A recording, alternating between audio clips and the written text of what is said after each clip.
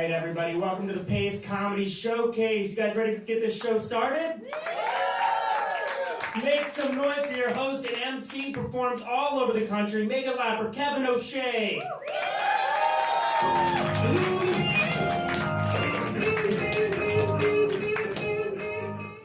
Hey, everybody. Yeah, that's you. Thank you guys for coming out. Yeah, that's you. Give it up for yourselves. Come on. It's you. The best you can be. We've got a great show for you guys. Keep it going for Pace Magazine for helping us put this all together. We got some great comics from you. Some of them from television. All beautiful humans just here to entertain you tonight. All right, you guys ready to get in? You guys ready to have some fucking fun? You've had beer. You've had pizza. You ready for comedy? Yeah! A little bit about me.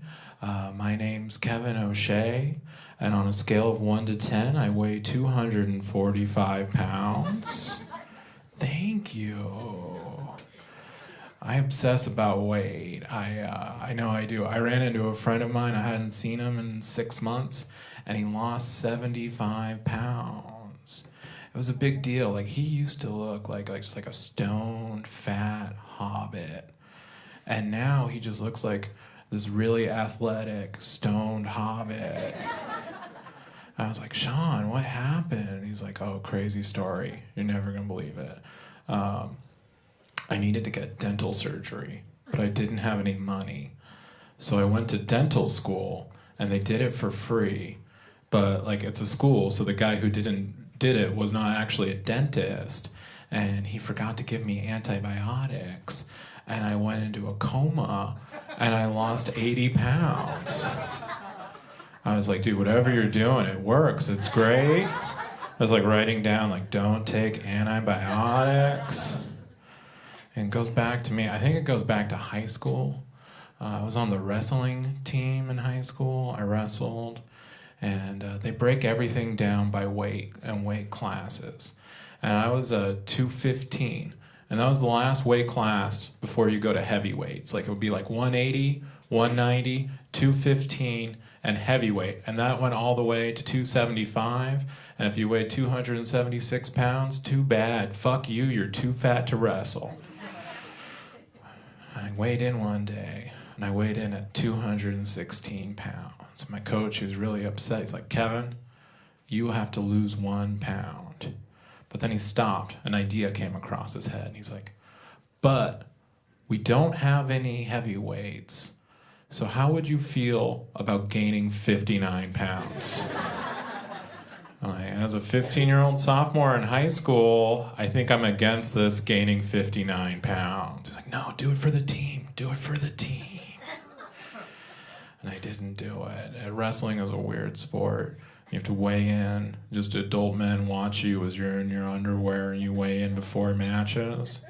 And this is a true story. If you were ever too heavy, what they do, they called it a hands up. They would grab you by the butt and lift your butt up a little bit so that you'd weigh less on the scale. And they called it a hands up. And now, as an adult, I realized they could have grabbed you by anywhere. But they didn't. They chose the butt. That was their choice. Okay, this isn't a joke. I'm just coming through some past memories and working through some things with you guys. I don't know. I don't need to worry about my weight this much. Like, my body is like the ocean. Scientists agree that by 2030, it will be no longer able to sustain life. Taking great care of it. Like, I went to Taco Bell. That's a great choice. I went to Taco Bell. You know why? It was late. I was watching TV. An ad for Taco Bell came on. I don't know if you've seen an ad for Taco Bell in the last 10 or 15 years, but they all basically go like this. Hey, are you fucked up? Okay, cool. Come to Taco Bell. I was watching. I was like, I am fucked up. I should probably go to Taco Bell. Come on, sit up. There's tons of room. I don't bite. I do tickle. It's much weirder. I went to Taco Bell. didn't tickle anybody. I went there, I'm placing my order. I got a burrito and 2 tacos. I paid for it. Waiting around, the guy came back and he was like, sir, there's a problem with your order. I'm like, dude, you need to be more specific. There are a lot of problems with this order. It's 2 a.m. and I just ordered 3,000 calories. Like, this is a problem. He's like, no, well, the problem's with the deep fryer. It's broken. We have to fix it. It's going to take 15 minutes for you to get your burrito and 2 tacos. And first I was upset about it. But then I thought about it and I realized it should take 15 minutes to make a burrito and 2 tacos. Like, food should be assembled like with care and love by a person for you, and like effort should be put into it. It should take time. So it's like, all right, you know what? Instead of being upset, I have to mention I was pretty high too. So I was like, instead of being upset, I'm gonna pretend that I'm getting better food than I actually am. I'm gonna pretend that I'm like making healthier choices for my body. Like, I'm gonna cosplay me as me, just making more responsible choices. It's great. It's the easiest cosplaying you'll ever have to do. I don't even have to change clothes. And that solved it for me. I wasn't upset. But the dude working at Taco Bell, he was more upset than I ever was about it. He was like, dude, you know, you're being cool. I want to do something for you. I want to give you 2 tacos for free. And I was like, okay, that's generous, but I did just order and pay for 2 tacos, and like, that was just an impulse buy. Like, I've never eaten a burrito and been like, shit, I need 2 tacos on top of this burrito right now. Like, could I get my money back for the first 2 tacos? And he's like, well, I can't do that for you, because we have to get the manager involved, and she won't go for it, but I could give you 4 tacos for free. Like, okay, but then I have 6 tacos. They're like, well, I can give you 6 tacos for free. I'm like, all right, stop right there. Because the problem is never going to be the number of free tacos. I'm grateful for every one of them. They're great. The problem is always the number of me's. There's always going to be just one me, and I have to eat all the tacos, all right? There's nobody else. I don't have any mouths to feed. Like, what kind of father would I be if I show up at 3 o'clock in the morning, like, wake up, kids, 4th meal, come and get it. Like, that's not happening. They don't keep. Like, I can't have leftovers. I can't crunch them up and make them into a Taco Bell casserole tomorrow, all right? That's not a thing. Don't try it at home, no matter what Pinterest tells you. I'm eating all of these tacos, right after you give them to me. So let's just stem the damage. Just the original order, just burrito, 2 tacos. That's more than enough food. I'll be okay. And he looks at me directly in the eyes. He's like, okay, I get what you're saying, but 10 tacos is the most tacos I can give you for free. I was at a loss. Like, I don't know how to tell people to stop giving me things for free. Like, it's not a problem I encounter a lot in capitalism. I'm just like, okay, dude, just stop. Just end it. Just that. Just a burrito, 2 tacos. That's it. Everything will be fine. It wasn't fine, though. I was in the drive-thru. Did I mention that? I probably said that up top. I was in the drive-thru. My order is so messed up, they actually ask that I leave the drive-thru and park. So I'm just in the park-thru now. And I just should have left. It was too much because I'm just there, it's late, I'm stoned, and I watch other people, they drive up, they order, they pay for their food, and they get to leave. I guess they didn't order tacos, I don't know what was different for them, but they get to leave and I'm still there, and it's too late, and it's too dark, I'm too stoned, and like, I'm going through this cycle of regret where I'm not just regretting my order, I'm not just regretting Taco Bell, like, it's this cycle where I'm like going through every regret I've made in my life until I hit high school, because it's just too many regrets to work out without a therapist, you know. So it's there, it's late, I'm stoned in my car, and I'm just thinking sophomore year, you know, winter formal. Like, Rachel wanted to dance with me, I wanted to dance with her, then I got in my head about it, and I never asked her, and then we were always weird, and I'm just late, stoned, sitting in my car, trying to figure out if Rachel's on Facebook or not, and there's a knock on my window. I'm like, holy shit, it's Rachel.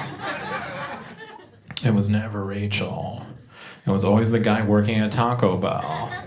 And he's just standing there, smiling ear to ear. I roll down the window, and he lifts up the largest bag of tacos I've ever seen. I grabbed it. It was a burrito and 12 tacos. I didn't count it in front of him. I'm not rude. I just threw it in the back seat. Like, it was just like if a stranger just giving me a kilo of Coke. Like, I just threw it in the back seat, peeled out. I'm like, I have to get out of here before somebody shows up. Like, I lost the metaphor in my head. I started worrying, like, what if a police officer pulls me over? They're going to know this is too many tacos for personal consumption. They're going to think that I had intent to distribute these tacos. So I did the only thing I could do. I destroyed the evidence. I ate a burrito and 12 tacos on the ride home. Have you ever reached into a paper bag looking for a taco and there are no more tacos in it? And that bag once had 12 tacos in it? It was a low moment. I recovered, went home. I got on Facebook. I hit up Rachel. And in the morning, she hit me back up. Do you know what she said? She said, yeah, 12 tacos is a lot of tacos to eat, Kevin. Hey, thank you guys. That's been my time. I've been Kevin O'Shea. I'll be your host and MC all evening. It's a real pleasure bringing up this next comic. You've probably seen him on The Tonight Show or on his own special on Comedy Central. Let's have a big welcome for everybody for Mark Norman.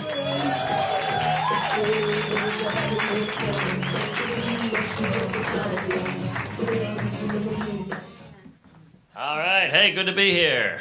It's gonna be tough to follow that energy.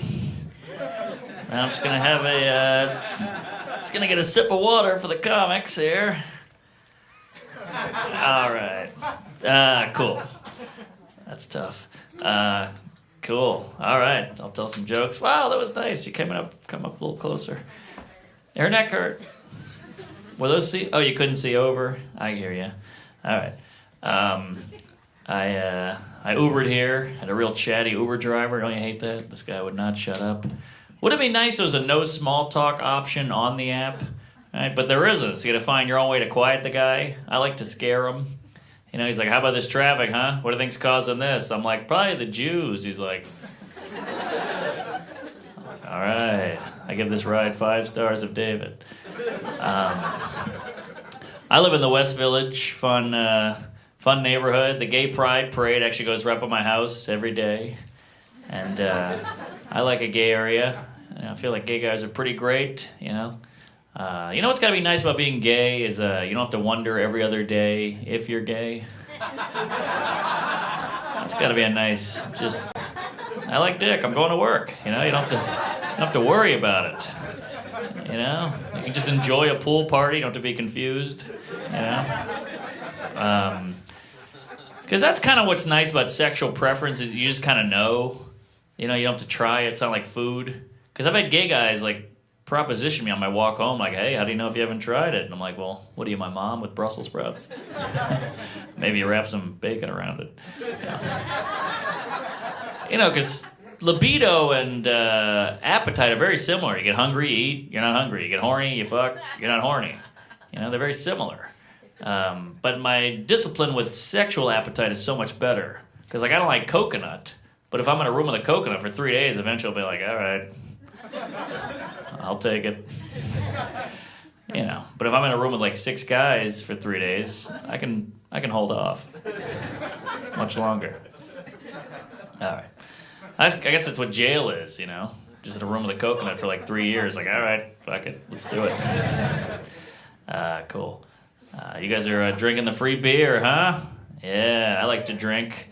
My friend just quit drinking. Always kind of a bummer. A little selfish, if you ask me. Good for him.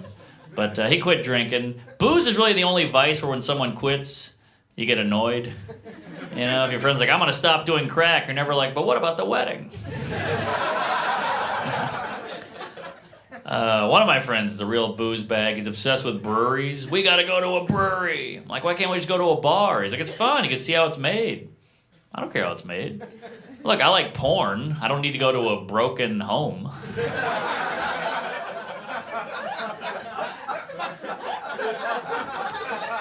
I used to drink a lot more. I've cut back. My phone is like my addiction now. Yeah. And people say, yeah, it's great, you know, phone addiction way better than booze. I don't know, same side effects. Both dangerous while driving, both give me the courage to yell horrible things at strangers, and both have helped me fuck very questionable women. Yeah. See, the problem with the phone is there's no cutoff. Like with booze, you drink too much, somebody goes, hey, you've had enough, or your body cuts you off, you pass out, you just fall down, you puke. Phone, no cutoff. We need like a phone bouncer. There's a guy like, hey, you can't get in. You're like, but that's mine. That's me. It's my place. Oh, I heard a phone. All right. I don't know. I'm way on my phone, way more than booze. Like I've never been like, oh, I got to take a shit. Where the hell's my cocktail? Yeah. I'm going to be shitting for 6 minutes. I can't have a cocktail, no cocktail for 6 minutes. It's insane. All right. Well, keep it moving. You look pissed. You don't believe me? After 6 minutes on the toilet, you don't ask why you don't have a cocktail. That's the joke. Just shut up. All right. We'll talk later. All right. Cool. All right. Oh, boy. What the hell was I talking about? Oh, yeah. So, yeah, the gays. I feel like gay guys are a little better than us. You know, they're progressive, non-violent. You never meet any violent gay guys. There's no gay gangs. That would just be a musical. Sorry, is that offensive? I don't know. I can't keep up. Everybody's offended now, you know. It's okay to be offended, but just shut up. Right? Yeah, like I had a guy yell at me the other day. He goes, hey, buddy, that's a trigger word. I was like, whoa, I think it's pronounced trigger.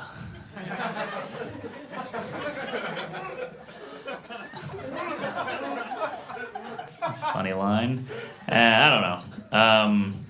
Tough times. I had a guy call me racist recently from that joke. He don't even know me. Just telling jokes. It's weird. It's quite a go-to. We use that word so quickly now. Like I was on the subway last week. I was watching an interracial couple make out. I was just staring at them. And the guy caught me and he goes, what the hell? You got a problem with us making out? What are you, racist? I was like, what? Racist? No, I'm a creep. What are you talking about? I'm hard. I'm not a racist. I'm aroused. Quite a leap. Some people abuse that word. A friend of mine, she's Puerto Rican. We grew up together. She's like, I hate going to the gym. The white women there all give me the stink eye because they're racist. It's like, oh, shit, what happened? She's like, well, first I bring my food in and I eat it. Then I play my music really loud. I'm like, oh, maybe they just hate you. Let's not bring down the good people of Puerto Rico because you're a cunt. You're being inconsiderate and rude. You're playing music and shit. No wonder they hate you. You got to take a little ownership. You can't just blame bigotry. You'll never become a better person. Like, look, I was a bedwetter. I grew up in a black neighborhood. I'd sleep at their houses. Eventually, they stopped inviting me over. I wasn't like, they hate white people. No, I ruined their fucking furniture. They didn't hate white. They hated yellow. I like all the groups. I just met a girl in that Jewish app. What's that Jewish app called? The Jewish one. PayPal. Yeah. Going pretty well. She's a fun gal. Real tomcat in the sack. She likes to use a vibrator in the bedroom while I watch. Pretty hot, but you feel a little obsolete. Feels like I'm an employee at CVS and she's using the self-checkout. I'm like, yeah, I see you know what you're doing, but if you hit a snag, I'm your man. After like a half hour, you're like, shit, these robots are taking our jobs. Yeah. Women are going through a lot right now. I went to the Women's March. That was cool. Although I gotta say, I haven't heard the word pussy yelled that much since that time I rollerbladed to high school. That was a tough morning. Aha. Yeah. Comedy. You like the porn, sir? Yeah, it's all right. People get all weird on that. It's a big industry. Yeah, I like porn, you know. Porn's really changed the game. I feel like out of the gate now, sex much kinkier than it used to be. Out of the gate now, it's like choking, spitting, finger up the butt, which is weird because these are all things my older brother did to torment me. We're taking bullying out of the playground, brought in the bedroom. I got a girl on top now. I'm like, Indian sunburn. Seriously, go to a schoolyard now during recess. Some kid's holding the girl down, pulling her hair, calling her names. I'm like, man, he's good. You guys ever get down on your knees and thank God you're not a pedophile? No one's grateful for that. We're all very lucky. They didn't choose that. You got dealt a bad hand. Because think about how close we all were. When I was in third grade, I was attracted to third grade girls. Now I like adult women. When I was in third grade, I liked grape juice. Now I like red wine. But I still like grape juice. See how close we were? Thank God my brain said, get rid of the kids and hang on to that juice. I recently just watched a documentary on pedophilia with my friends. My friend goes, oof, I could never fuck a kid. They're so annoying. I was like, that's it, huh? That's the thing that's holding you back? Need a better reason than that, all right, buddy? It's like, hey, what happened to Greg? He went to prison. Why? He met a really cool kid. All right. That checks out. Gotta be hard to be a kid now, you know? So much stimulus coming at you. iPhone, internet, social media, all the time. Remember how happy-go-lucky we were as kids? Hey, you run in the car, shotgun. Remember that? Shotgun. You never see that now. The only time a kid yells that out now is in a classroom. I know, right? I killed a kid. Yeah. School shootings. I like how they're blaming the video games. Video games cause violence. Come on. Video games don't cause violence. Video games cause carpal tunnel and vaginal dryness. I know a lot of guys that play 10 hours of video games a day. Their girlfriend's like, violent. Slap my ass. Choke me. I'm dying here. I don't think games translate to real life. I grew up playing Monopoly with my friends. None of them now own property. To be fair, some did go directly to jail. So, there is that. Yeah, I grew up before the internet. Remember those days, you know? You had a question, hey mom, what's the capital of South Dakota? I'm on the phone, and you just didn't know. What a concept, not knowing. Now we have so much information, all right at our fingertips. Now we have an Alexa. I love this thing. Although I just read an article that said Alexa actually listens to everything you say, stores it in a database, it could use it against you later. It's like, man, just like a real woman. Now I'm all nervous around mine. I'm like, hey, Alexa, what's the weather out there? She's like, why don't you ask Siri? Oh, boy. Here we go. That was before you. Jokes at a comedy show. Yeah, people are very sensitive, you know. I feel like we're all hung up on words now, aren't we? It's all about words, trigger words, buzzword. What about actions? Aren't actions what's really important? Like, I told an abortion joke recently, and a woman approached me. She was like, hey, that's very insensitive. I've had an abortion. You shouldn't tell jokes like that. I was like, whoa, hey, sorry. I just told a joke. I think what you did was much worse. But, you know, either way, I'll see you at home later, honey. And that's a joke, too. I love abortions. I paid for 2 last week, you know? I'm a big fan. Honestly, I don't feel like abortions get the credit for how successful they are. I mean, they're killing it. Yeah. They're doing a great job, these people. Right? Just because it's a sad thing doesn't mean they're not doing a great job. Everybody's like, oh, childbirth is a miracle. Those fuck up all the time. Abortions, 100% perfect every time. Never hear about one bad one. Not once. Never like, hey, how was that abortion? Horrible. Timmy. Yeah, he's got no ears, but they didn't charge me. So. I don't know. It's fun to say horrible things, you know? We're all going to die one day. Don't I feel like the whole country's pent up, though? It feels like we can't say shit, you know? It's not good. Everybody's angry. You got white supremacists running around, protests, hate groups. You know, you're allowed to be hateful in America as long as you're not specific. Have you noticed that? You know, if you're like, I hate Mexican people, everybody's like, oh my God, what a bigot, prejudice. But if you're like, I hate people, everybody's like, fucking right. Well, how's that work? People are angry, man. I had one of those White Lives Matter rallies go by my house the other day. I freaked out. Then I realized, it's just a half marathon. That was close. I don't know. Is this too dark? I'm just, dark guy, I guess. I'm a grown-up. You know, I'm in therapy. Doing this thing called cognitive therapy. That's where you face your fears. Scared of heights, takes you on a hot air balloon. Scared of drowning, takes you in the ocean. So he said, what are you scared of, Mark? I said, well, I'm claustrophobic and scared of intimacy. So he took me in a little closet and fucked me. It was very expensive. I don't get the stigma with therapy. It's good for you. I think it should be mandatory. Everybody works out their muscles. Why not work out your emotions? I'll be hanging out with a friend. He's like, all right, man, take it easy. I'm going to go work on arms and back. I'm like, cool. I'm going to go work on letting go of the past and accepting love. Everybody loves the gym, but the gym makes me feel sexy. Well, you know what else is sexy? Not being a walking red flag. Nobody cares about your abs if you're the guy having a meltdown at Red Lobster. I think people respect the gyms as like a culture behind it. Like gym rats, they have t-shirts that say beast mode and better sore than sorry. Therapy people, we need t-shirts. We need a shirt that says no dad, no problem.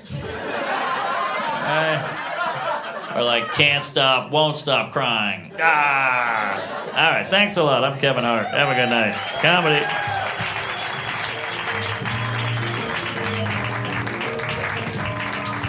Keep it going for Kevin Hart, everybody. Mark Norman, ladies and gentlemen. Mark Norman, let him hear it. We've got seats up front. Don't be shy. It's a pleasure to bring up this next comic. He has his own special on Amazon. Let's have a big welcome for Mike Kaplan, everyone.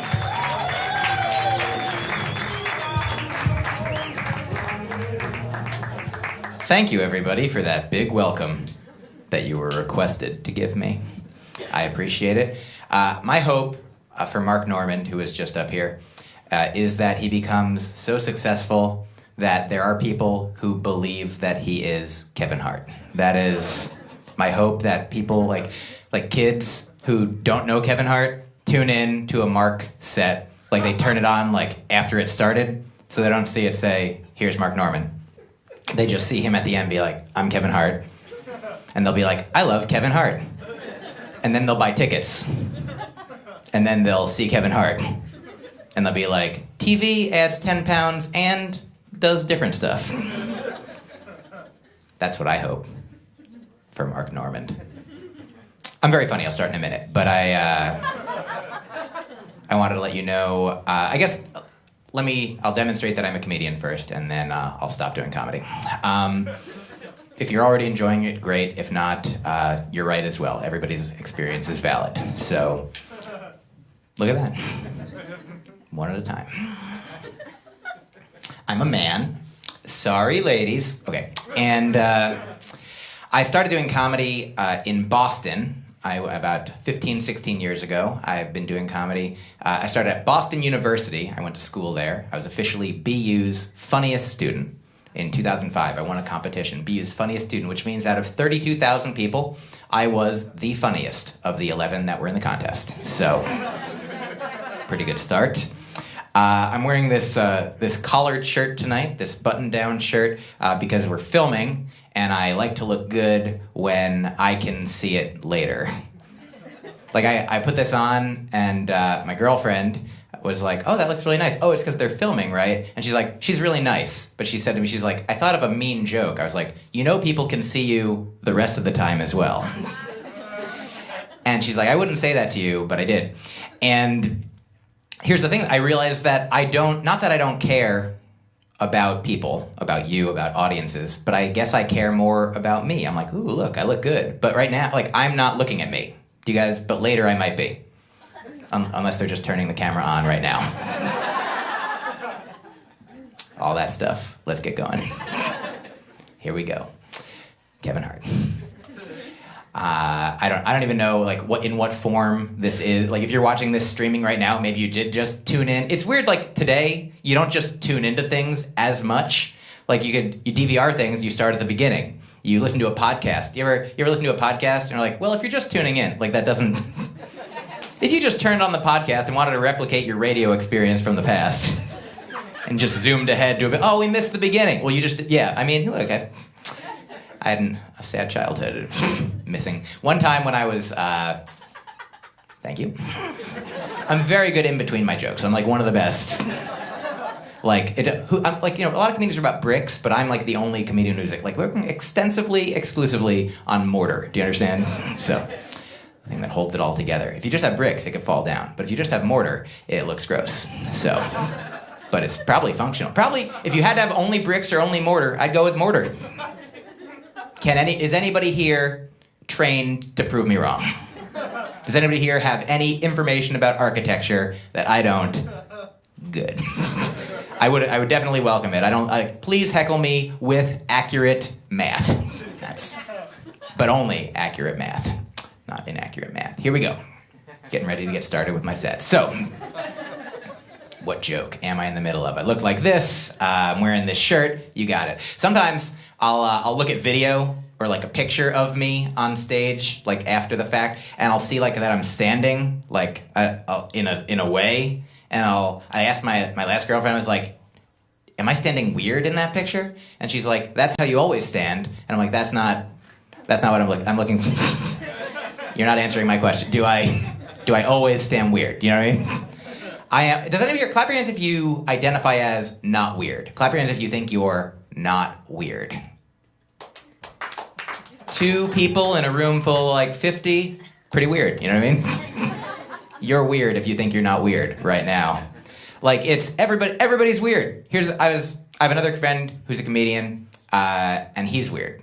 And I was telling a friend, like, you should check out this comedian. Why not say his name? Everybody should check out Nick Vatterott. He's a super funny weirdo. And I was telling a friend, and she's like, Mike, I have to tell you something. And I was like, oh, I know I'm weird. And she's like, oh, thank God. You know, so let's get started with my comedy. That's like my catchphrase that I do in between every joke, is let's get started with my comedy. So, are you ready to comedy? It's already been happening. It's like the comedy. By the end of my set, listen, let me start off, before we get into comedy, with a philosophical concept that I'm familiar with. Only recently, I learned about this thing called the heap paradox. Do you guys know what a heap of sand is? Of course, it's like a bunch of grains of sand. How many? It's not like a definitive number, but it can't be one. 1 grain of sand is not a heap. 2 is probably not a heap. 3, you gotta be like 1,000, maybe 100, maybe, what number, which one is it? If it's 100, why isn't it 101? Why isn't it 99? Like, which one is it between 2 and 100 that makes it turn into a heap? Which grain?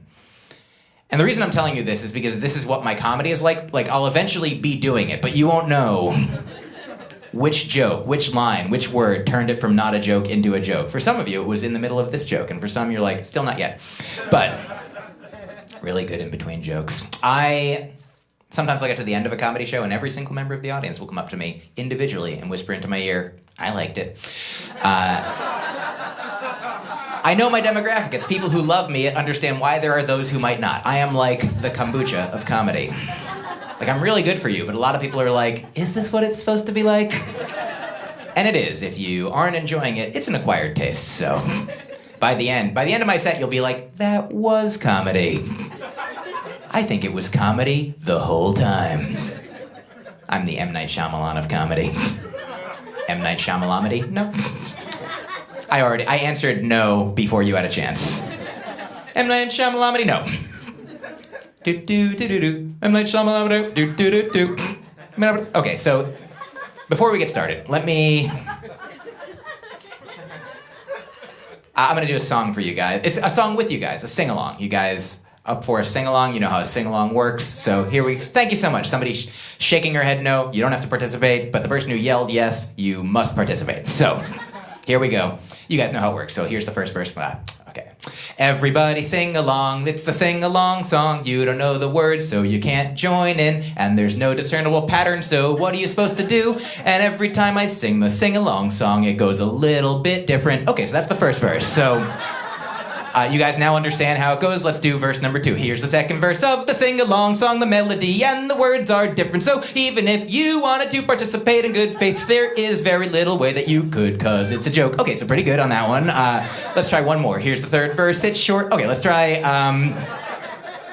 one more verse here. Here is the fourth verse. It's a joke you clearly aren't supposed to sing. And one time there was a person who joined in because they were good at doing improv games. Okay, so that's true. It really threw me off. I was like, how are you doing this? They're like, I'm just watching your mouth like real fast.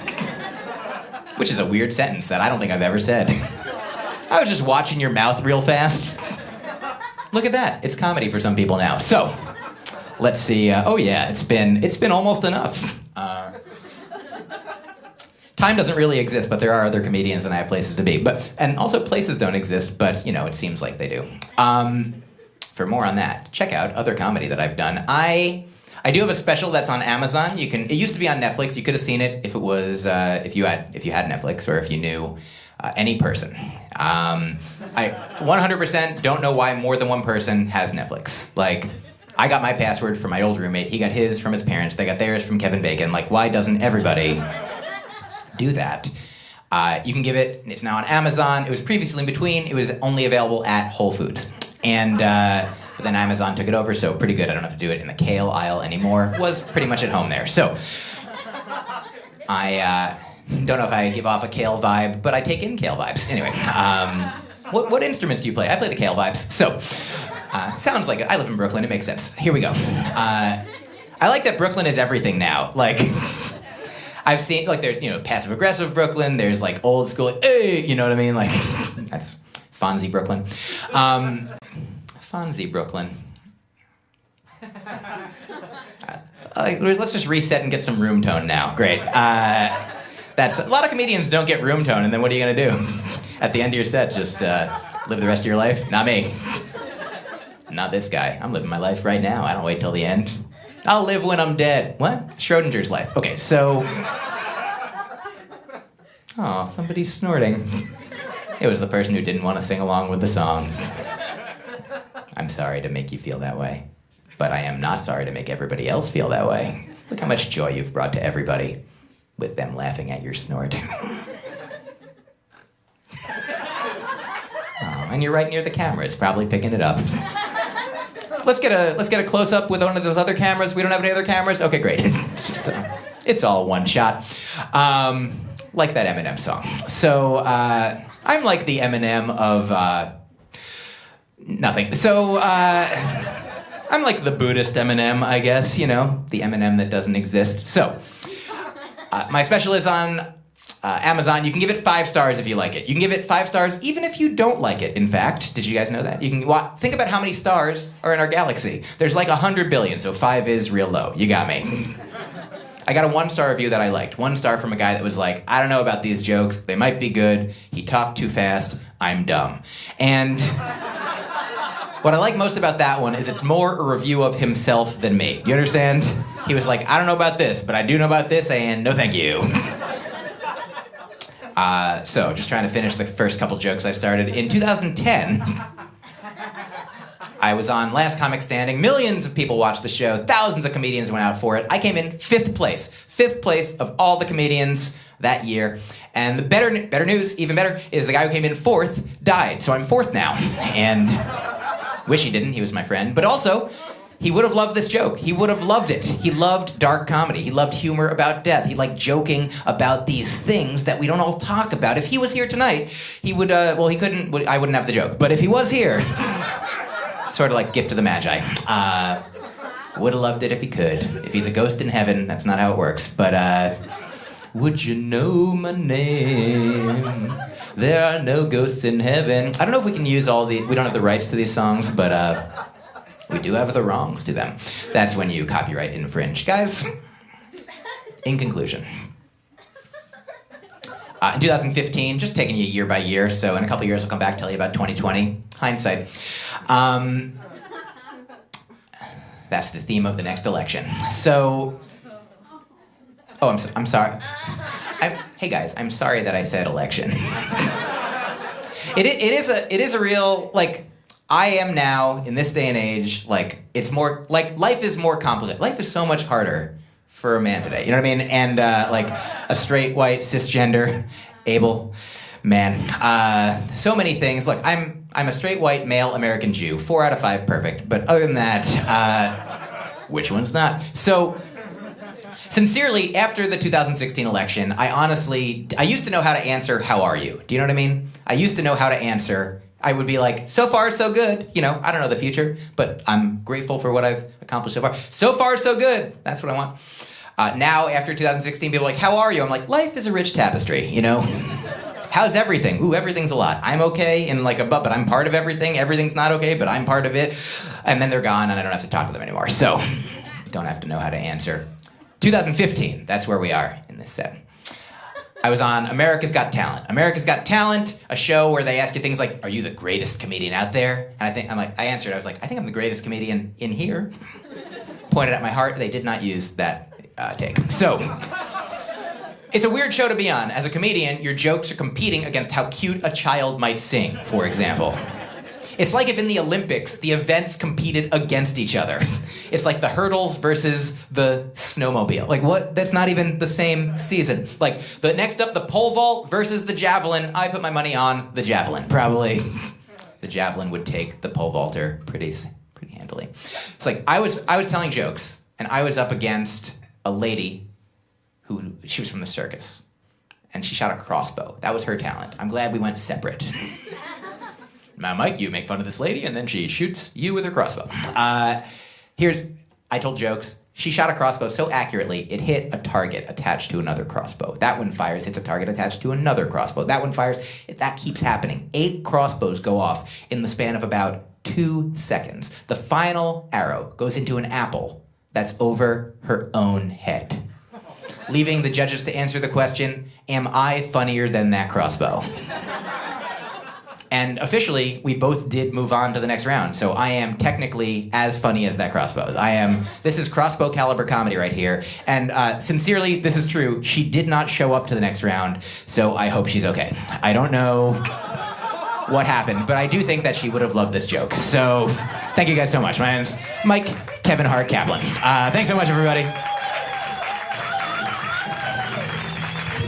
Mike Kevin Hart Kaplan, everybody. Keep going for Mike Kaplan. You guys, we've got a real pleasure. It's a real treat to bring up next comic. She's hilarious. Let's have a big welcome for Eudora Peterson, everyone.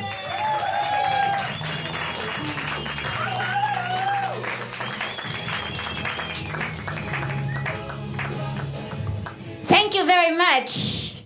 Thank you. It's I like this. We got a catwalk at the show.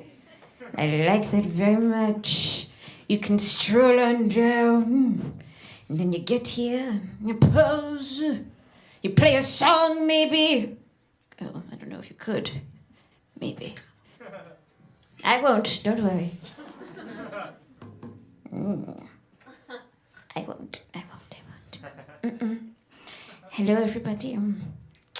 The lovely host said that my name is Eudora, but my name is actually Janice Jackson. Yes. Don't be afraid of a character after all these stand-up. It's okay. It's just a wig and a voice. It's okay. It'll be all right. But yes, my name is Janice Jackson, and I'm a very specific kind of woman. Very specific, yes. I'm what you call a lady in the streets, but a freak at the opera. Yes, you're clapping. Oh, you've been to the opera, you know. Oh, you've seen Candide, you know. You know what goes down. Oh my God, I get excited. I get so excited. All the ushers and all the theaters citywide, they know me by name. Yes. They say, oh, Janice. Well, you'll never see her coming, but you'll hear it. Okay? Because my orgasms are loud. Yes. I do not go gently into that good night. No, I don't. I'm a woman of many sexual oddities, many sexual curiosities, yes. I have hundreds of kinks. Why, my number one kink right now is recommending a skincare product that I like to someone, and then checking back in 2 months later to see if they saw results. Yes, did it get rid of those blackheads? Did it diminish those enlarged pores? Well, perhaps you can't hear it, but I'm coming.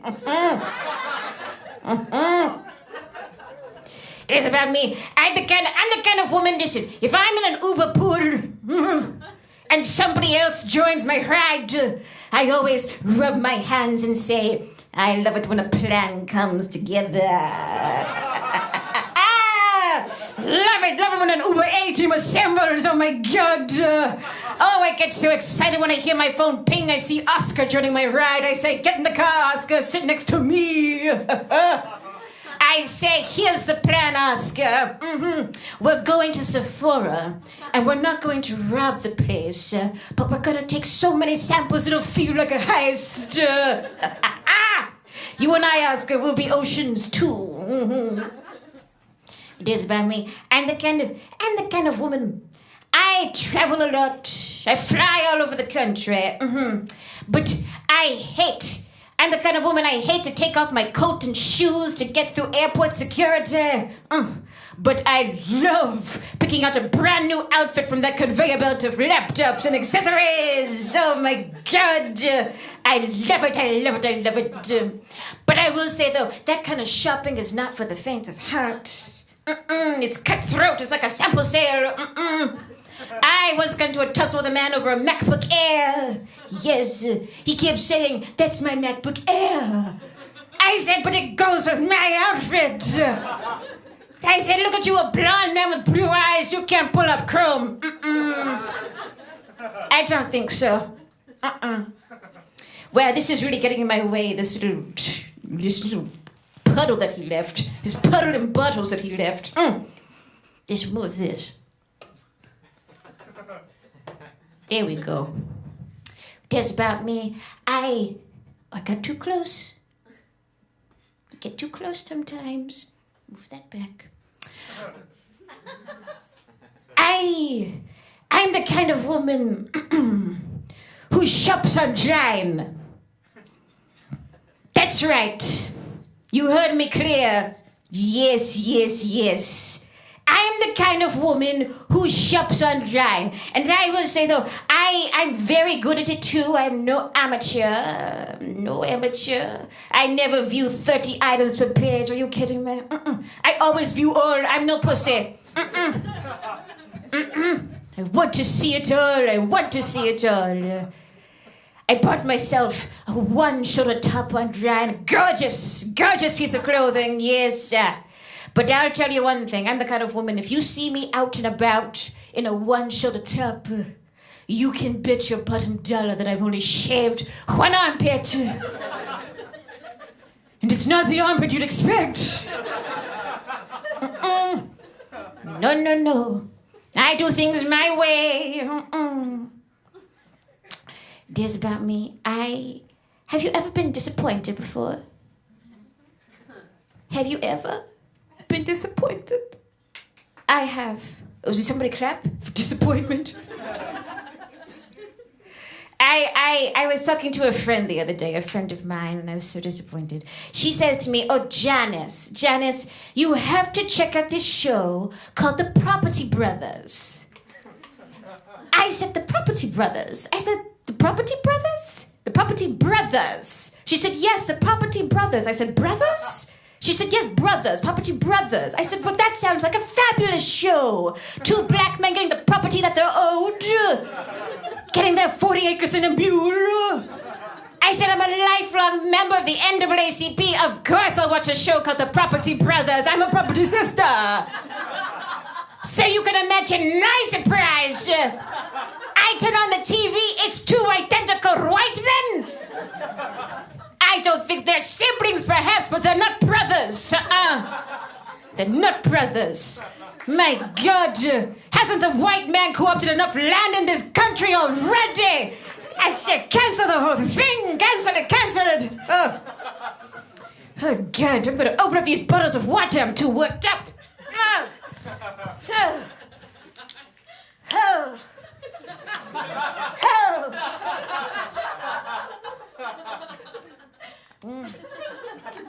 Oh, okay. That's better. Because of that, I haven't been watching a lot of TV lately. I get too worked up. But you know what? I love movies. Oh my God, I love movies. I see all kinds of films, all kinds. But I will say, though, no matter what kind of film I see, my favorite kind of movie scene is when they put the camera in the refrigerator. And then the actor goes to open the fridge for a snack. Oh my God, that is masterful direction. Masterful. It really makes you feel like a scared piece of cheese. Don't eat me. It is about me. I'm the kind of woman, people think that my life is easy. And I will say that there are certain things you can do to make your life seem easier than it is. A lot of little tricks you can do. Like, for example, I've been known to wear a culotte during the weekend. Yes, that makes me seem easy. A wide-legged crop pant says effortlessness. You know, it really does. A wide-legged crop pant says, listen, a squirrel might run up my pant leg. But I'll just have my assistant run up the other leg and chase it out. Very easy. Mm-hmm. I wear those off-shoulder tops. Those off-shoulder tops with a bit of elastic that stretches from shoulder to chest to shoulder. Yes, it just clings to you, holds on to you for dear life. That's the kind of top that says it needs me more than I need it. Mm-hmm. Days like do. My underwear is just a piece of velvet. Mm-hmm. Covered in discharge. Stiff as a dick.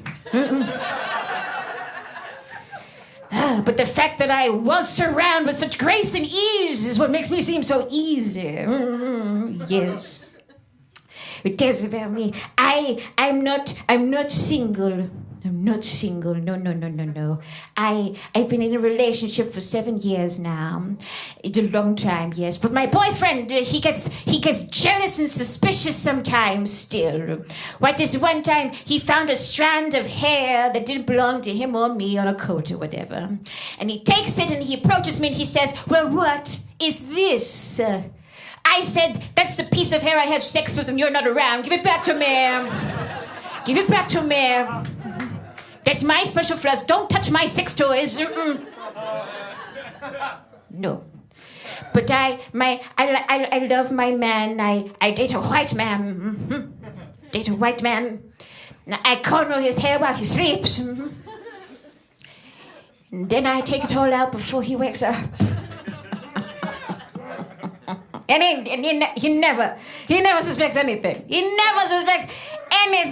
And I will tell you, that is the height of white privilege. All you white men, you sleep so soundly that nothing bad could ever happen to you. Huh. Let me tell you something. Cornrows on a white person is a bad thing to happen. You better sleep with one eye open. Mm-hmm. Something else I'll do to my white man if he falls asleep too early for my liking. I'll whip out a Sharpie and I'll write black don't crack on his forehead. That's a good prank, okay? That's a very good prank. I say bring back Jackass and make me the star because that's a very good prank. But I will say though, as much as I love the phrase black don't crack, I live in constant fear that I will grow up to become the one black who cracks.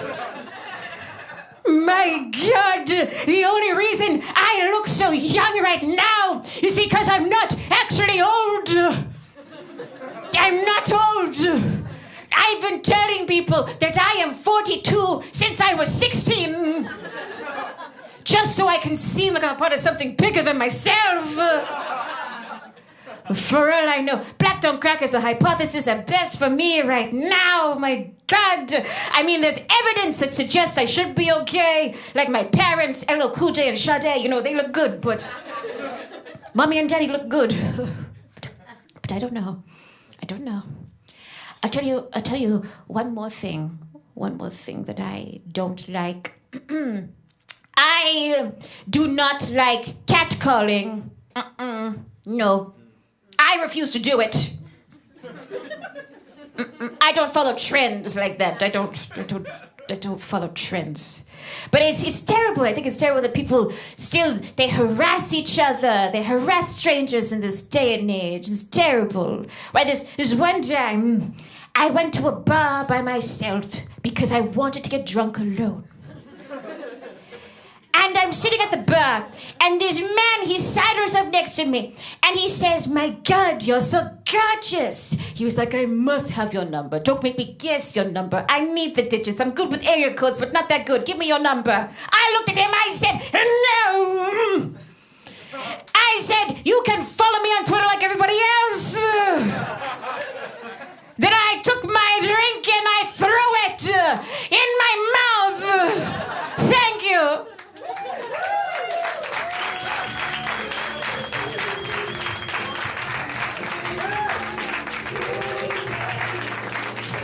Eudora Peterson, everybody. Let her hear it.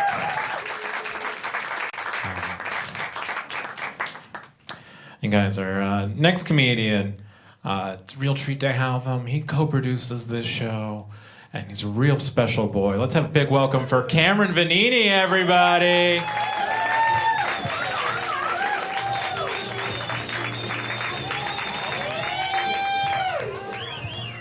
Hey, thanks for coming, everyone. This is where they kept the water.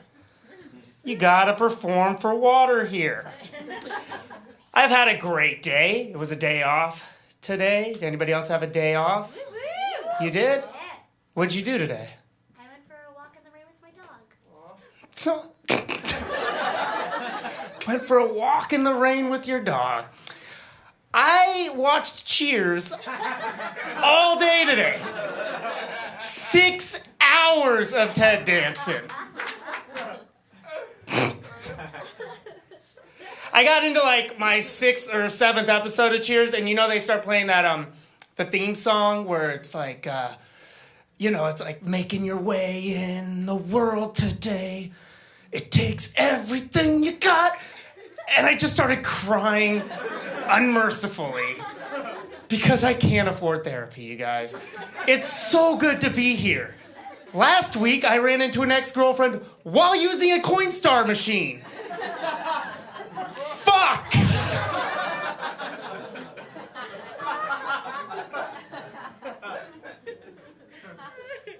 Do you know what it's like to look somebody that you used to love in the eye and tell them that things are going good as you're pushing loose change into a machine that makes way too much noise in a crowded area? Nobody needs to be looking at me pushing things that I've saved up for a year. Like I'm just killing it in life. Completely ruined Coinstar Day, I'll say that. Oh, I used to love Coinstar Day. Coinstar Day is a holiday I made up for myself because I'm poor. And it's awesome. I try to spread this on to other people. Coinstar Day is a day just for you. There's no set day for it. What you do is you get one of those, like a coffee container. Anything. One of like those cylinders that they keep liquor bottles in, but you drink the liquor and then just fill that up with loose change. And then once you get to the end of it, you get a bunch of money back. Here are the rules to Coinstar Day. First rule of Coinstar Day. You have to spend all that money that day. You don't save it or put it towards an education or something dumb like that. Second rule of Coinstar Day. You can only spend the money you make on Coinstar Day on yourself. You know, I don't... Are you keeping up with me here? That means fuck charity. It's a very selfish holiday. That child support, any other thing that you should be spending money on for somebody else, Goodwill, fuck all that. You can only spend it on yourself. I don't care if you have a relationship, if your girlfriend's like, oh, it's Coinstar Day, what are we doing? It's like, well, we're not doing anything. I'm going to Benihana alone, and I'm gonna have a grown man throw shrimp in my mouth like I'm a king. Coinstar Day. Even if you have to work, you gotta call your boss, like, I can't come in today. It's fucking Coinstar Day. He's like, Cameron, I know your life sucks. You need this. You got it. Last Coinstar Day, I bought myself a very nice pair of headphones. I got the Beats by Dre. Yeah, ooh. Well, Coinstar Day is looking a little bit more educational now. I got Beats by Dre, and the guy at the counter told me if I wanted to, I could insure them for a year for only like $10. And I said, get me your manager because you just made Employee of the Month. I got the insurance and I left.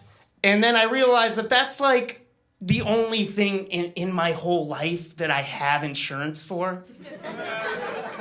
It's my fucking headphones. It's all I can afford, headphones insurance. So, like, if a car hits me or whatever, and somebody's like, oh my God, sir, wake up. Are you okay? I gotta be like, get off. Don't worry about me. How are my Beats by Dre? Are they still working?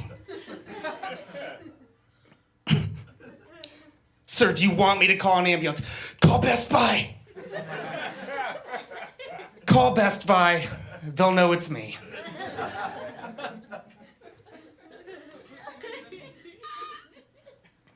I went to a book signing recently for the first time. I've never done anything educational before. I went to a book signing for a guy named Chuck Palahniuk. Does anybody know who Chuck Palahniuk is? He's a very famous author, a great guy. He wrote Fight Club and a lot of other really great, critically acclaimed books. I've never read anything by Chuck Palahniuk. I'm dating somebody that loves Chuck Palahniuk, and she couldn't go. And we're still at that like point in the relationship where you want to like do nice things for each other. So I'm like, I'm not gonna watch Cheers all day today. I'm gonna go to this book signing at the Strand. I just thought that it would just be like something you go up, he doesn't care, you don't care, you buy the book, he signs it, and you leave. But he was very nice. He's like, hey, thanks for buying my book. I really appreciate that. And I should have just said, you're welcome. You're welcome. But instead I said, oh no, it's not, I'm sorry about the confusion. I know I'm standing in front of you, but I'm doing this for a friend. And he just looked confused and he's like, well, thank your friend for having you buy this book for me. And I was like, no, I felt like a dick. I was like, look, it's a little more complicated. It's this person that I'm seeing, that I'm interested in, and he's like, you did all this for a lady? And I was like, yeah. And he's like, well, you must really care about her. And I was like, maybe. And he was like, well, is this gonna help? And I was like, I don't know.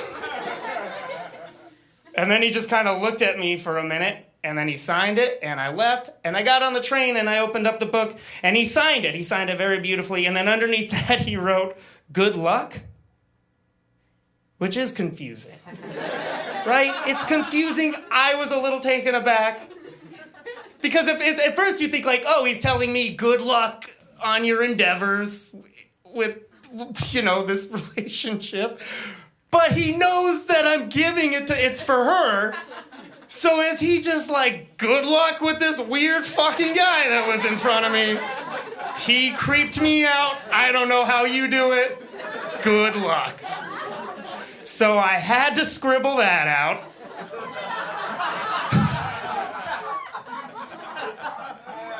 I scribbled out the good luck part. I gave her the book.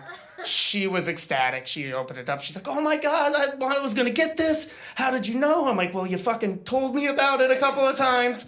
And then she saw that it was signed and she's like, oh my God, it's signed. You got it signed by him? I'm like, yeah, And then she's like, wait, what did he write under his name? What did he cross out over there? And I'm like, I guess maybe it was like a misspelling or something.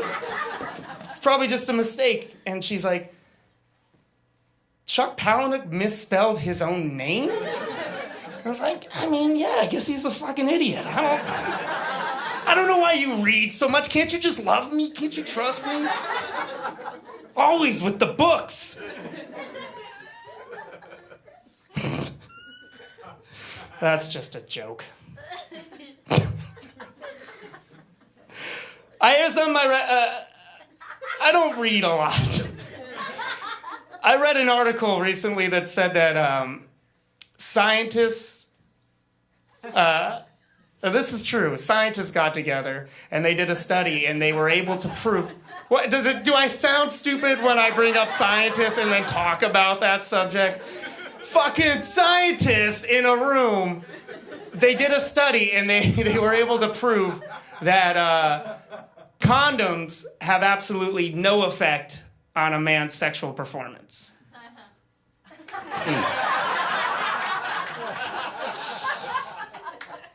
That sounds about right. Just one lady in the back, just, ha!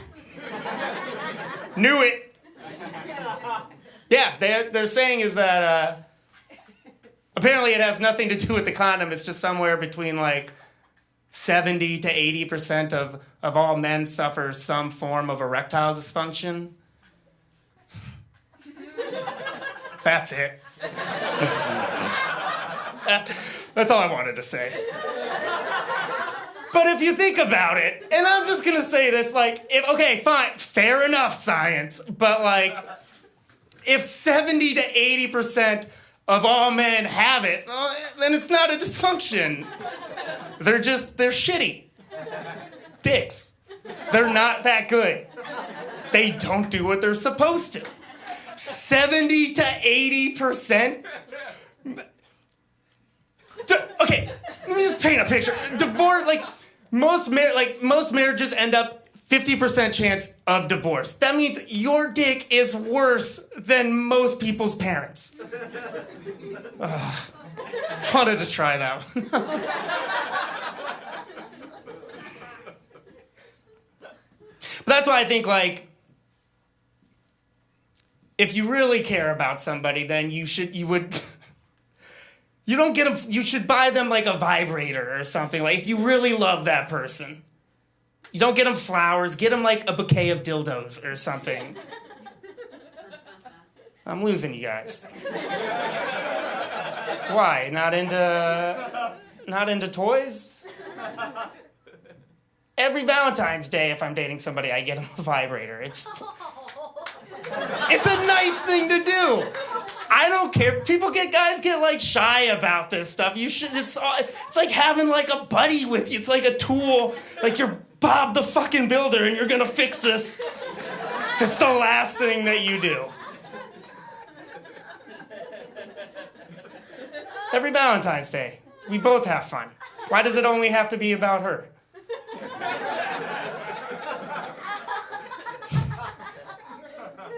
But what I noticed last time was now, like, then when I'm finished, first of all, I want her to be happy. I'm going to say that first of all. I want her to be happy. But what started to happen is, like, when I was finished, she would continue with the toy. And I kind of feel like I was starting to become like the host or MC to her orgasms, if that makes any sense. Like what Kevin's been doing. I come up, I do a strong 10 up front, a solid 10 up front, and then it's just, all right, that's it for me. Let's all make some noise for the purple butterfly toy. Give it up for the butterfly. Anyways, all right, thank you guys. My name's Cameron.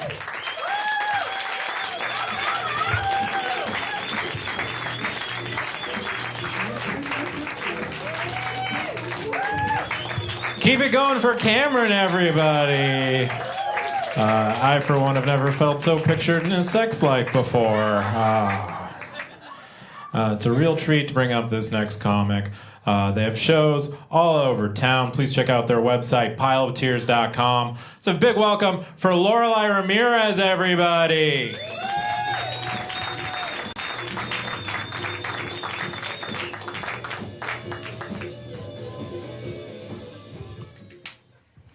Hi, how's everyone doing tonight? You're so far away. Hi, camera. You can't see this, but everyone's very far away. So if you're watching, I just want to let you know that.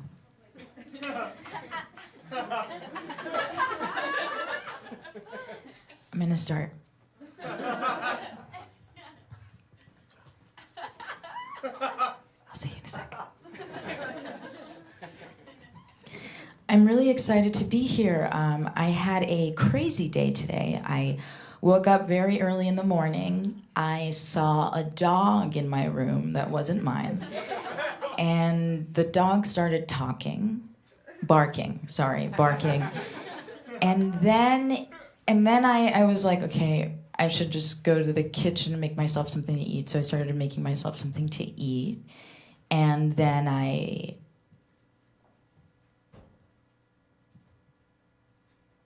Sorry.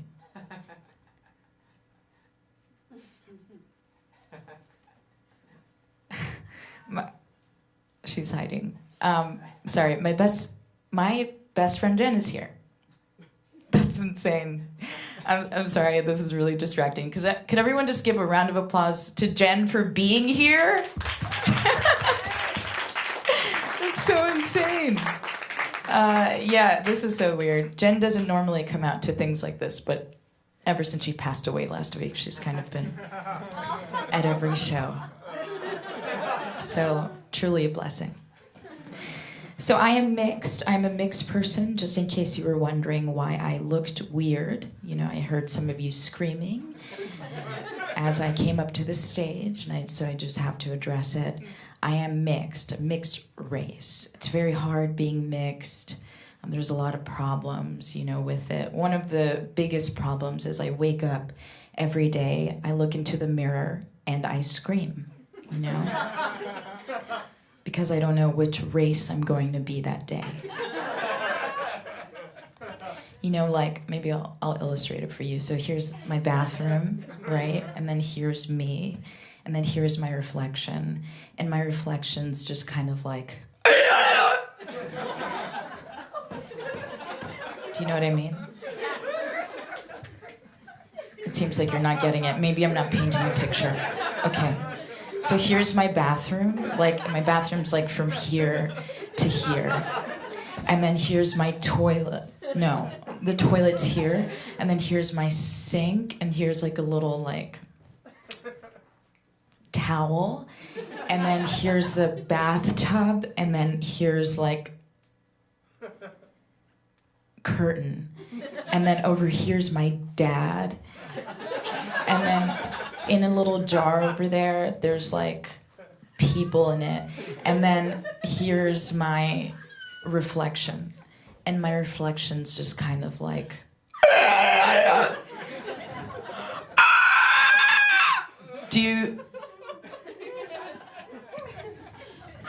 It's really hard being mixed, is what I'm trying to say. But it's fine because I'm part of a really cool support group for mixed people. We meet in Midtown once a week in a basement, and we do all these really fun exercises. We bump into each other in the dark. We turn all the lights off, and we're just doing that. And we're happy when we're doing it. And we scratch each other to see what's underneath. And we fall together, and we rise again. And whenever anybody asks us where we're really from, we all slit our fucking throats.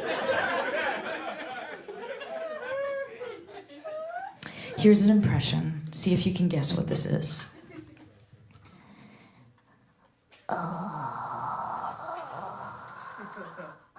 Money. Oh, money, money, money. Oh, $20. Oh, $20.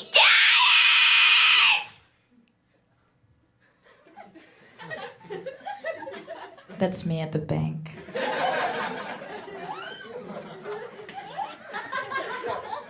And if you were wondering, there are about 10 people in front of me.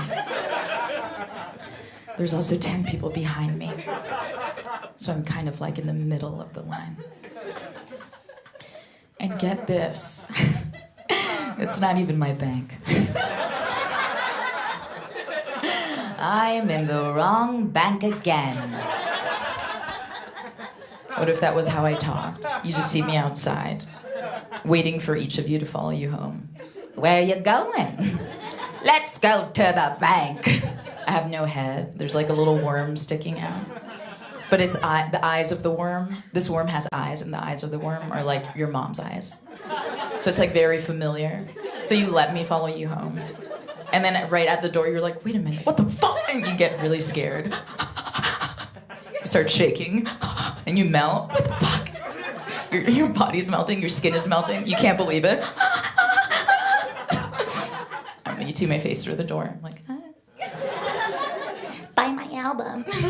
I don't have an album, but buy my album. You hear it forever. You just hear that going and going. You're in a psych ward.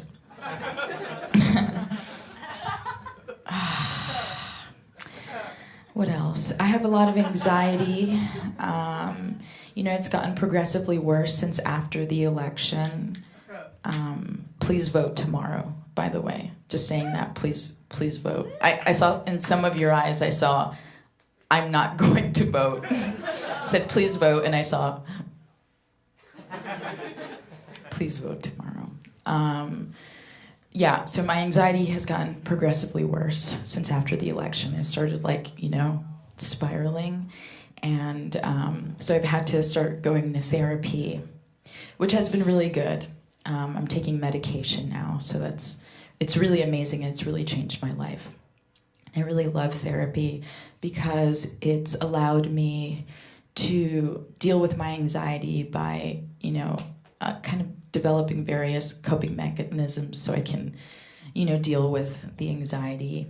And so now every day I do these 3 things, and I'll just share them if you need them.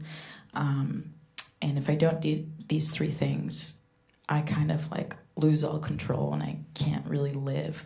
So maybe it'll help you out if you're going through the same thing.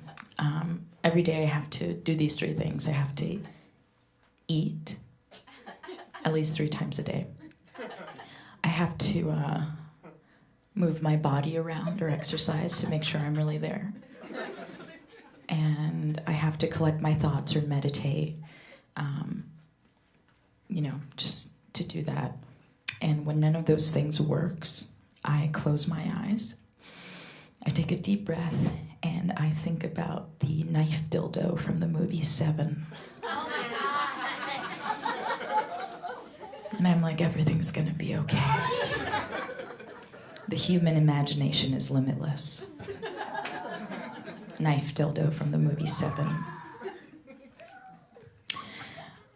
Here's another impression. See if you can guess what this is. Hey, mister, I could suck your dick if you want me to. That is whatever you want it to be. Okay. Now we're getting to the good stuff here. I love doing this. Making people laugh is fun, but that's not what God sent me here for. If you couldn't tell from the sound of my voice, I do write poetry, and I'm going to read some for you tonight. And I would say this is where the comedy stops, and where you can just allow yourself to feel. Okay. So I'm going to read from this book of poems that I wrote, and I am selling after the show. That's it. But I have to get ready first, so just give me a second.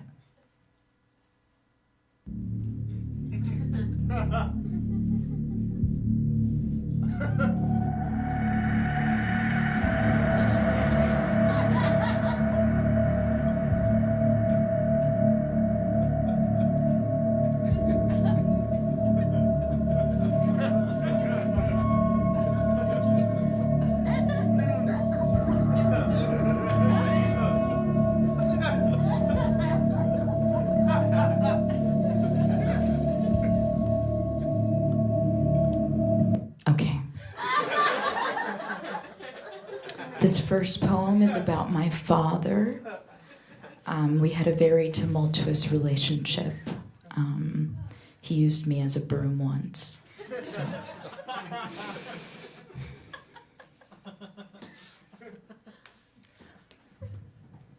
My father is a blender. When he is full of berries, he begins to scream in agonizing pain. He calls out for help. Help! He twists and turns and spills out gunk. He shakes and screams and cries until he stops. And from his beautiful, tired mouth, a smoothie. Just for me. Thank you so much. Thank you. Thank you.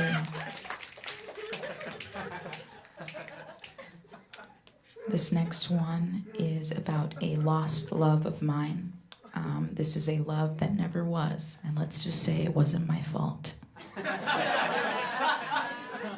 This is called Latte Man.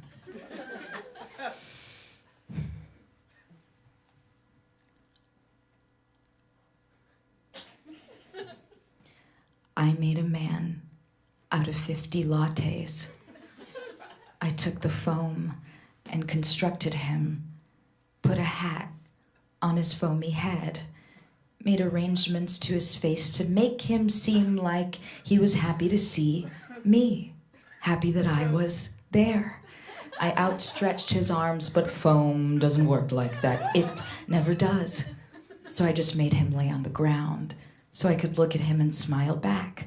Take off my clothes and lay onto him, feeling him disappear underneath me, turning into a puddle of milk. Mine, my milk man, what am I doing? He's gone!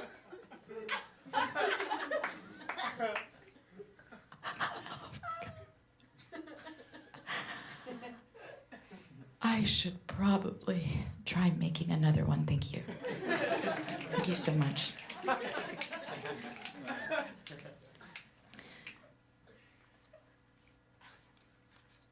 What if I never read anything and it was just look like you guys clearly saw that I wasn't turning any pages.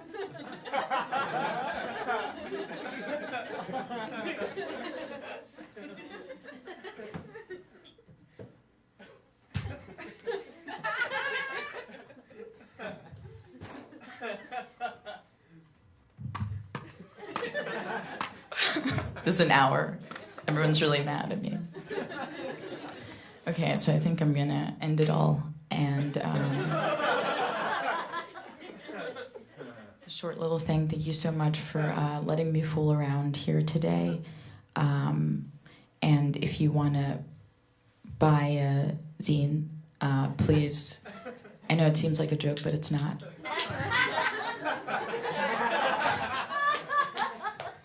I know it's funny for you to laugh at my life. But who will be laughing when I follow you home?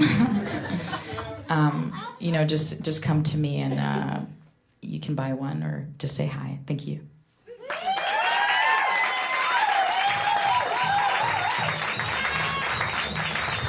Lorelai Ramirez. They will be selling zines after the show, and check out their website, pileoftears.com. With that, are you guys ready for tonight's headliner? Are you guys ready for tonight's headliner? Oh, make some noise. He is fresh into town from the Broadfest. Let's have big welcome from our sweet little boy from Candyland, Shane Torres, everybody.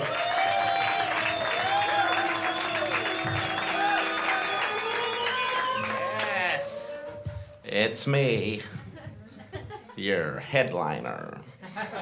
Going last would have been a more appropriate way to put it.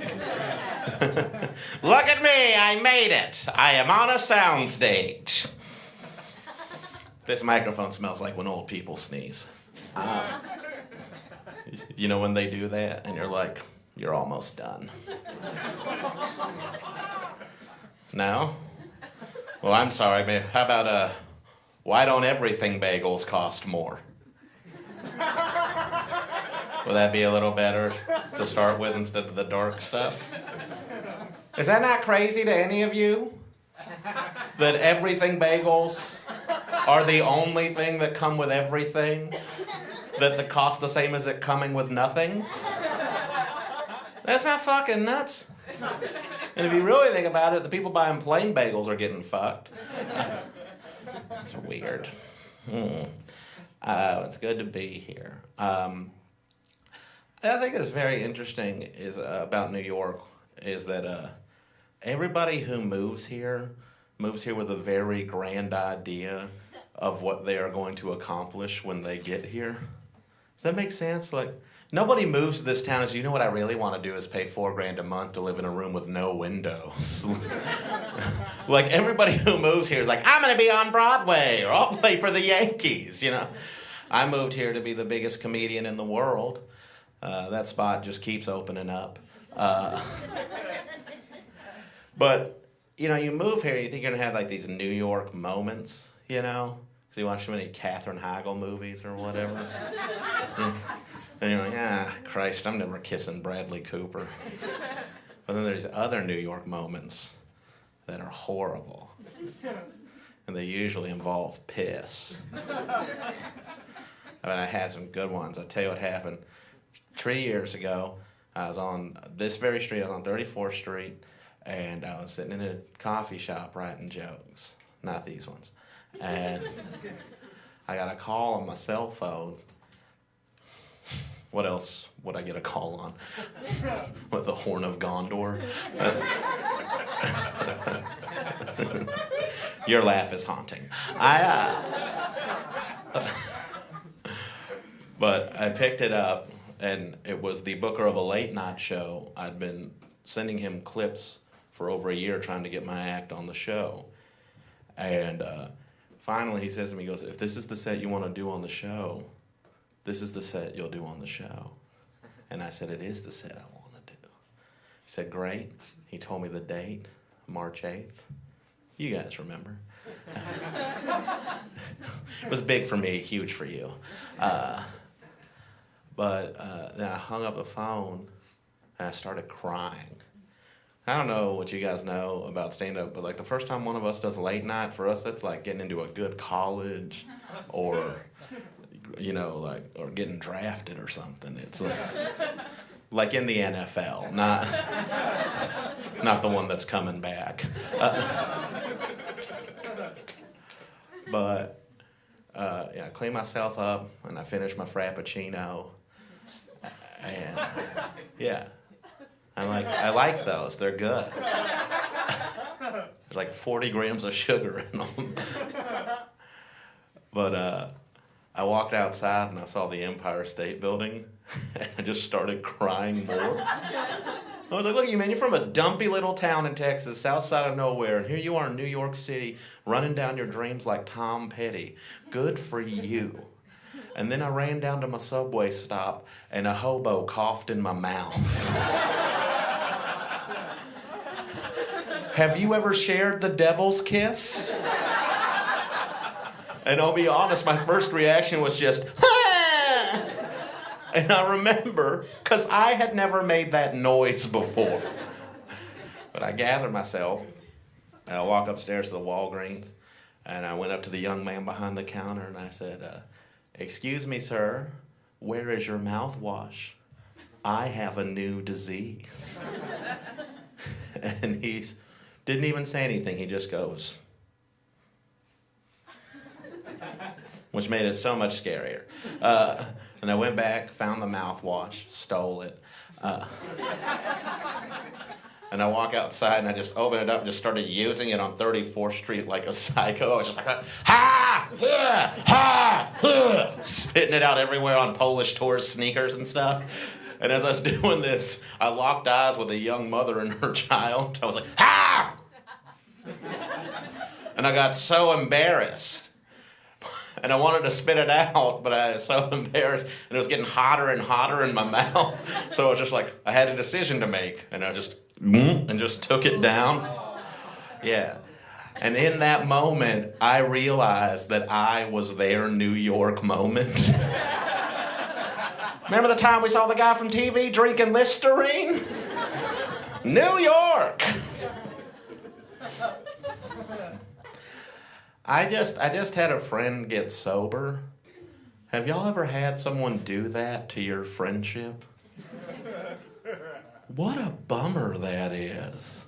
Like, what I mean to say is I've never had a friend whose sobriety was less irritating than their addiction was troubling. Am I at a meeting? It's like I had this friend, he was the funnest drunk I had ever met in my entire life. He was awesome. I'd call him and be like, hey man, we're gonna go out and have a few cocktails tonight. What do you say? And he'd be like, yeah, fuck child support. Like, he was fun. I was like, I'm having a barbecue. He's like, I'm gonna be on pills at it. Yes. Now he's sober, went and caught a touch of Christ, and all we do is go to dinner at Applebee's. Ugh. Worst restaurant. And his name's Todd, right? And here's one of the things that's very upsetting about Todd's sobriety is now he thinks he's better than everybody else because he doesn't drink anymore. He's like a real cheeky little shit. Like, we'll be out to dinner and he'll just say something kind of shitty. Like, he'll just be like, are you really gonna have a 4th bottle of wine with dinner? It's like, yeah, Todd, I'll have Valium with my carrot cake. I'm not the one with the goddamn problem at the table. All of a sudden, you're not parking on your neighbor's lawn at 4 a.m. You're better than everybody else, huh? Todd, that's a dumbass name. Honestly, who the hell looks at a newborn baby, not yet having sinned in this world, and thinks, I'm going to name it Todd? Do you want it to be dumb? Don't they give a baby an old man's name like Larry? Like, hey, this is my son, Larry the baby. Yes, he is already selling insurance. Thank you for asking. Is the live feed still good? Yeah. Yeah, okay. Yes, there are double this amount of people watching this on the internet. You are the lucky few.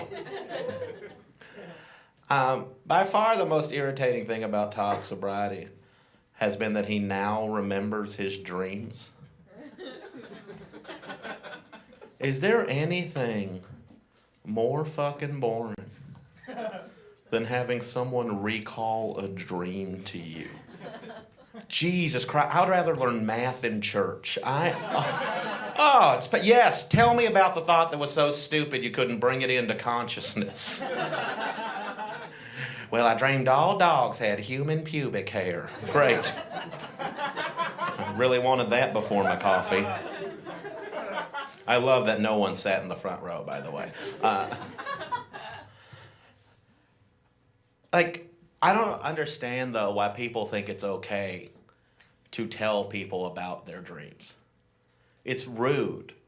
Truly, no one has ever been like, well, let me get a chair. Like, one person ever talked about having a dream, and we should have kept hearing about it. Yeah, Dr. King. That's the dream worth hearing about. What's your dream about again, Dr. King? I just think people should be treated equally no matter what. Well, that sounds pretty good. Hold on 1 second. What do you got, Todd? Well, I was at Applebee's and Carrot Top was my waiter again. Spoke backwards the whole time. His hands were huge. It was weird. Idiot! Dr. King, anything else? Well, I have this dream that one day my 4 children be treated equally on the content of their character and not the color of their skin. That doesn't even sound like it should be a dream, just the way we do shit.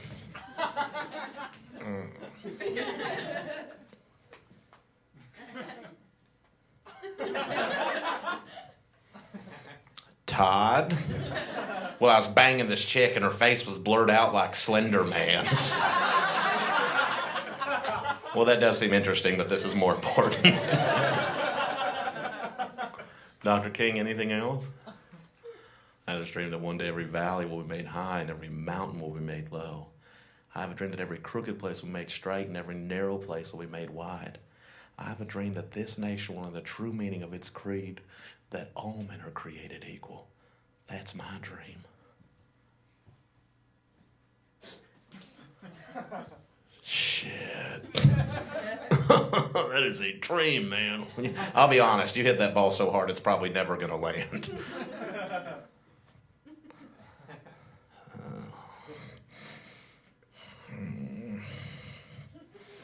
Todd.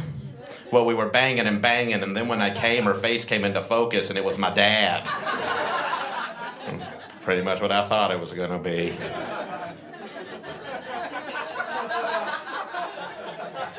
You're a doctor, what do you think that means?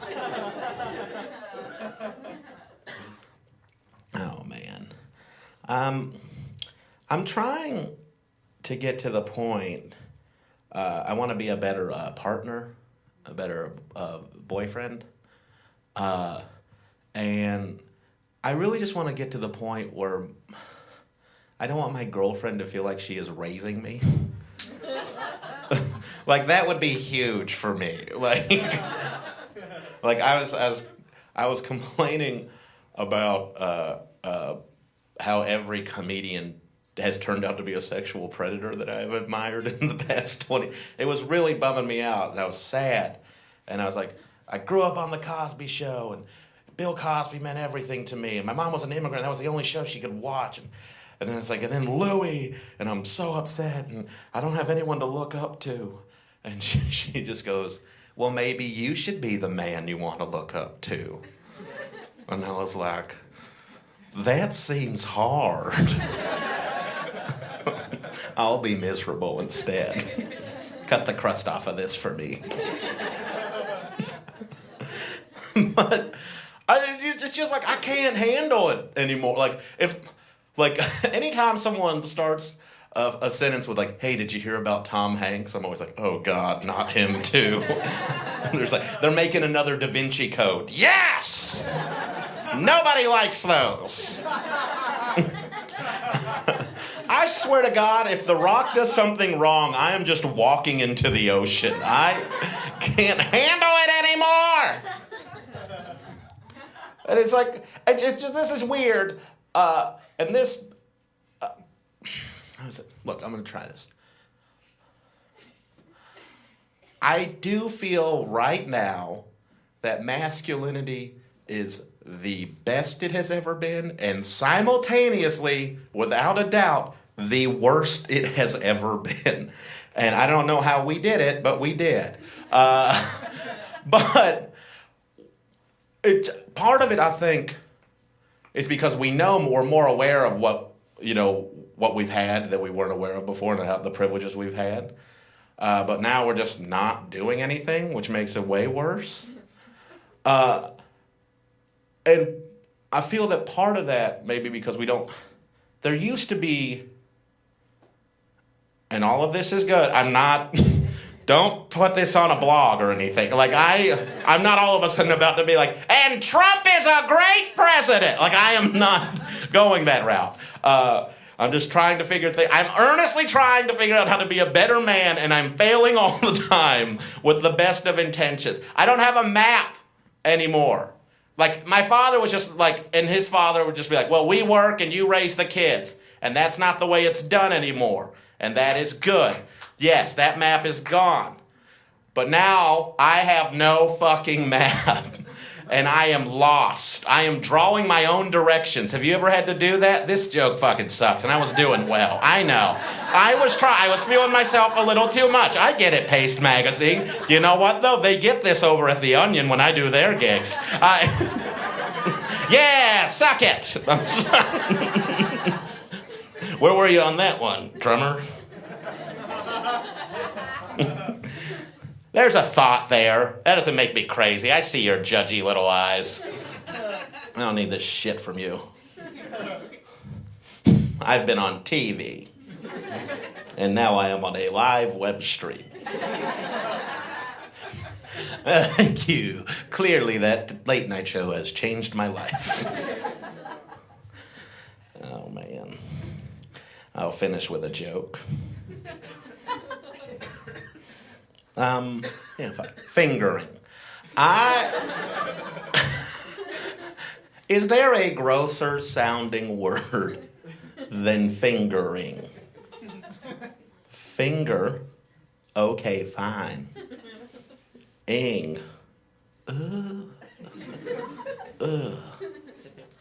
that is the thing I have been doing sexually the longest. Like, aside from kissing, I wasn't like, no, this first.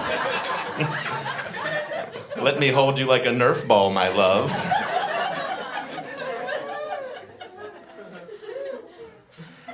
It's like it's a gross sounding word, but the actual act sounds gross.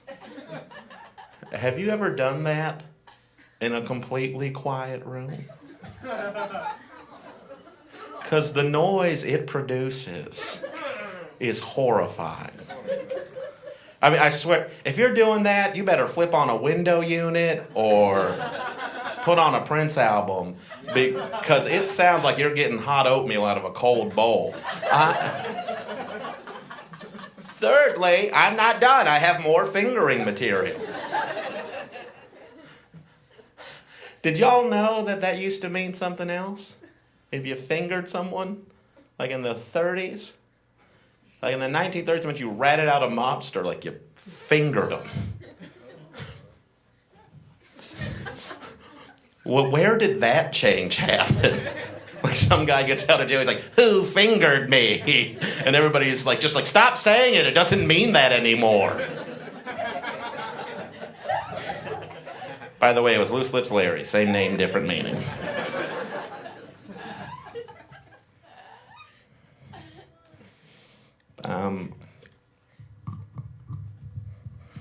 Do you guys think it's weird that you won't go to the funeral of everyone you've ever fucked? Good night, everybody.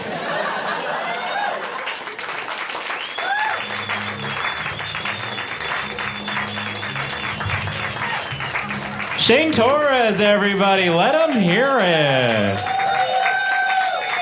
Guys, that's been our show. Thank you guys for coming out so much for the first Pace Showcase. Let's hear it for all the comics we guys saw tonight. Keep it going to Pace for all the free beer, Brooklyn Brewing, for free pizza also from Pace. Guys, I've been Kevin O'Shea. Thank you guys for coming out so much. Have a good night and get home safe.